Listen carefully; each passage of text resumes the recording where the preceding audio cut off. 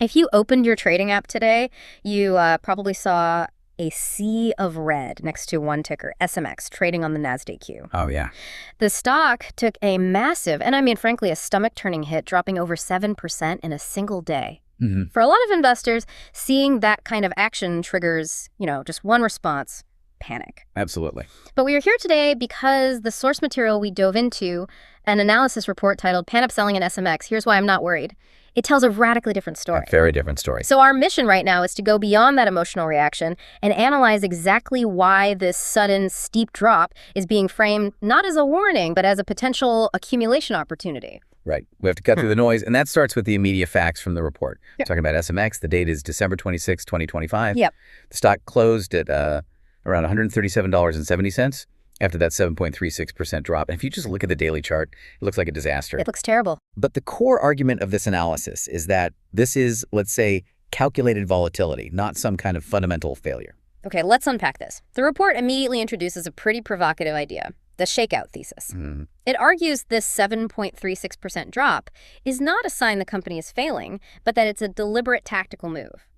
So why does the report define this specific price action as a classic stop-loss hunt? It's a synthesis of technical mechanics and fundamental reassurance. A stop-loss hunt is essentially an intentional move to push the price down just enough to trigger all those automatic sell orders. The stop losses that retail investors have set up. Exactly. Or smaller funds. Once those orders trigger, it just floods the market with cheap shares, and that allows savvy buyers to reload at much lower prices. So how is that even possible? What allows for that kind of move? Well, the report says it's because of the structure of the stock right now. And if we connect this back to the bigger picture, we have to look at that recent 1-for-8 reverse split from November. Ah, that's the key technical context, isn't it? A reverse split means fewer shares are actually floating around in the market. Precisely. Think of it like a sponge. When the share structure is tightly consolidated, which is what a 1-for-8 split does, it takes a lot less effort, or, less volume, to dramatically move the price. Right. So the report argues that what looks like a terrifying institutional dump is actually just low-volume manipulation being used to scare out what they call weak hands. Investors who are maybe leveraged or have their stops placed too tightly. Exactly. It's an effective short-term tactic that kind of masks the long-term conviction. That makes sense from a market dynamics perspective. But look, the report wouldn't have this high conviction if the underlying company story wasn't solid. Let's talk about that. Okay. The analysis argues SMX has shifted its narrative from being a concept stock to achieving proof. And this is fascinating. Yeah. The report makes a crucial distinction between two types of risk: technology risk and execution risk. For a pure concept stock, the market is worried, will this tech even work? The analysis claims that risk is largely gone. It's gone because the company has achieved successful pilot validations. And the proof is specific, right? This isn't just some lab test. Exactly. The source material details successful validations in 3 key industrial sectors: plastics, textiles, and metals. Those are massive, real-world supply chains. Wow. This validation provides a kind of structural floor that just wasn't there 6 months ago. The market might still be pricing in execution risk, the difficulty of scaling this globally, but the foundational belief that the technology works has been proven. And that fundamentally changes the investing proposition. It changed everything. But wait, if the technology is proven and the conviction is so strong, why are we seeing a 7% drop today? Is it possible that the market views that execution risk landing those massive global contracts as just as bad as the original technology risk? That's a great question. And the analysis handles it by looking at the price action over the entire month, not just one day. So zooming out. Right. The stock showed massive resilience all through December. It absorbed good news without running away immediately. And after any period of resilience like that, a sharp pullback to test critical support is actually healthy. Healthy, okay. It consolidates the gains and establishes a stronger foundation. The report's thesis is that if a 7% drop is the worst that can happen after the tech is proven, that's not a sign of fear. It's a sign of efficiency, shaking out speculators before the next leg up. Let's move to the technical evidence that supports this healthy pullback idea. This is where it gets really interesting because the charts, according to the analysis, offer a clear line in the sand. They do. A line that defines the buy zone. And that line is the critical psychological support at $130. The technical analysis is incredibly clear here. The stock touched this exact low during the heaviest selling today, $130 on the dot, and immediately bounced back up toward $137. And that immediate bounce, that's the structural evidence the report is leaning on. It is.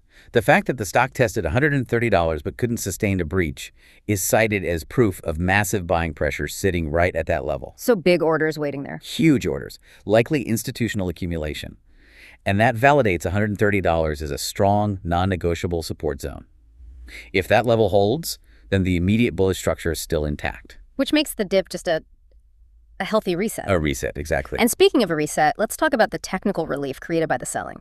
We often talk about the RSI, the Relative Strength Index. Right, momentum. The stock climbing 7% would be extremely overbought, but dropping 7% has the opposite effect. It creates an RSI reset. When momentum gets too high, the RSI signals the stock is overbought, and a pullback is, technically due. By dropping 7%, the selling has cooled off that indicator significantly. So what does that do? The analysis argues this gives the stock room to run again without immediately hitting resistance just based on momentum. It basically clears the path for the fundamentals to take over. So if the stock holds this 137 level where it sits, the technical structure suggests a very specific near-term target. What is the gap fill potential the analysis mentions? So a gap in trading is just an area on the chart where the price jumped or dropped really quickly, leaving an empty space. Okay. The report identifies an upside gap that needs to be filled. The immediate target is a retest of that $150 to $154 resistance level.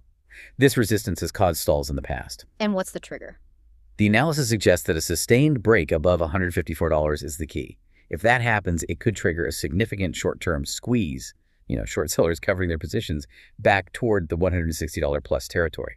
The levels are really well defined. That's the short-term chart story. But the analysis makes it clear that focusing only on that daily red candle means you're completely missing the forest for the trees. The long-term fundamental story. This is the section the report calls the hidden catalyst, supply chain verification. And this is where the story shifts from tactical trading to infrastructural investment.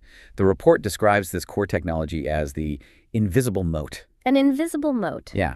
SMX isn't just selling some flash-in-the-pan software product. They're embedding unique, unremovable molecular markers directly into physical goods themselves. That term, invisible moat, implies extreme customer stickiness. But why? Switching a supplier is usually pretty simple. Why is switching SMX so hard? Because once this system is adopted by a client supply chain, whether it's a textile manufacturer or a gold refinery, it becomes integrated into their operational foundation. I see. Think of it like this. Switching the paint color on your house is easy. Switching SMX is like trying to replace the entire foundation of the house. Yeah. You don't just swap out a marker, you have to recertify your entire inventory system, your ESG reporting, your compliance databases. Retrain all your staff. It's all connected. The tech is designed to be sticky because it solves these critical high-friction problems: authenticity, fraud, environmental tracking. Once a client is locked in for regulatory compliance, it is extremely painful for them to switch. And that creates incredible long-term revenue visibility. Exactly. And the sticky technology, it aligns perfectly with these massive macro trends, right? Specifically the push towards supply chain transparency and the green economy. Absolutely. The report points out SMX's strategic move into critical areas like gold and recycling is not an accident. No. These are industries facing immense pressure about their origins and ethical sourcing. This puts the company right in the center of global sustainability efforts. But the question is this just a company capitalizing on a trend, or is it truly becoming mandatory? The report makes a strong argument that it's moving toward mandatory status. The critical forecast is this: as the global regulations for supply chain transparency tighten, especially heading into the 2026 reporting cycles. Driven by ESG demands. And new regulatory hurdles, yes. The need for this kind of verifiable embedded verification becomes essential. The report positions SMX not as a speculative tech stock, but as a mandatory infrastructure play. Like a utility. An essential utility required for compliance, similar to how companies need audited financials. And that shift from speculative investment to utility, it dramatically changes the company's valuation potential. It really does. Now, let's talk about a fascinating contrarian view the analysis takes. Most people want to see major banks covering a stock, but this report frames the current lack of analyst coverage as a huge advantage. Yeah, the analyst ignored reality. What's that about? It raises a really important point about market timing. Who is driving the price right now? It's mostly technical traders and retail money. Okay.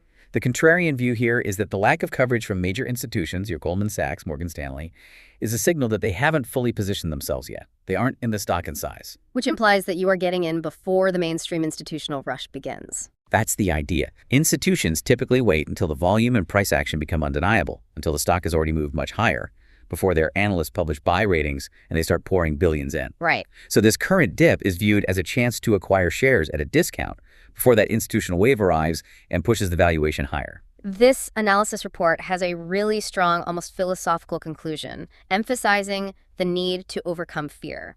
What is the ultimate verdict and the actionable strategy it provides? The verdict is clear. Hold, accumulate. The message is to focus on the signal, not the noise. That 7% drop today, specifically because it stopped right at the $130 level, is viewed as a gift for anyone looking to build a long-term position. As long as that level holds. Yes, provided that $130 support holds firm. The bullish thesis remains entirely intact. The report insists that this critical transition from, lab experiment to industrial standard is happening right now, in real time. And the analysis is incredibly helpful by providing a very specific, defined strategy. Let's make sure everyone's aware of the boundaries the report suggests. What's the golden zone for buying? Based on today's price action, the analysis defines the buy target as any dip that lands between $132 and $138. That's the ideal accumulation zone where conviction was strongest after the shakeout. And what about the upside targets and, critically, the stop loss for risk management? The short-term upside target, fueled by the gap-fill potential we talked about, is set pretty aggressively at $165 plus. But for risk management, the hard stop loss that would invalidate this entire bullish setup is a sustained close below $128. So if it breaks $128, the conviction is broken. The technical thesis needs a serious reevaluation at that point, yes. Okay, so to recap the core tension here, a 7% drop looks absolutely terrifying on paper, but our deep dive into this analysis shows the drop coincided perfectly with a key technical support level at $130. And that it masked this massive foundational shift underway, moving the company from a speculative tech play to what the report believes is mandatory supply chain infrastructure. So what does this all mean for you? It means that critical thinking is your most valuable asset. The analysis encourages you to look past the fear-driven daily volatility and instead focus rigorously on the established technical support, that firm $130 floor, and the macro-level catalyst. Which is that globally increasing need for verifiable, sticky supply chain transparency. Exactly. And this leaves us with a final provocative thought to consider. If the adoption of this molecular marking technology truly does become a required global standard for ESG and regulatory compliance in 2026, as the analysis suggests, how much value does the current lack of major institutional analyst coverage truly represent? Are we sitting in a quiet window of opportunity that is about to slam shut when the big banks finally start to catch on? A very interesting question. Something to mull over as you process the data. That's all the time we have for this deep dive.